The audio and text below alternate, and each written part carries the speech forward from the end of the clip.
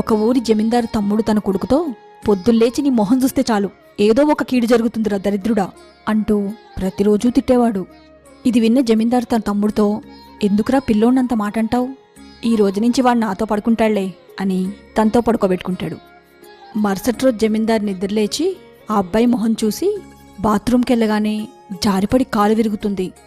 కోపంతో ఊగిపోతూ, మా తమ్ముడు చెప్పింది నిజమే, వీడు దరిద్రుడు, వీడిని తీసుకెళ్లి అడవి లోపలికి ఆహారంగా వేస్తే పీడాపోతుంది అని నౌకర్లతో చెప్తాడు. అప్పుడు ఆ పిల్లోడు, మీ నిద్రలేచి నా మొహం చూస్తే మీ కాలు మాత్రమే విరిగింది, కానీ అదే నేను మీ మొహం చూస్తే నా ప్రాణానికి ముప్పు వచ్చింది పెద్దనాన్న. మరి మన ఇద్దరిలో ఎవరు పెద్ద దరిద్రులంటారు అని అనగానే జమీందార్ సిగ్గుతో తలదించుకుంటాడు. మనిషిలో దరిద్రం ఉండదు, వాళ్ల తప్పుడు ఆలోచనలో ఉంటుంది.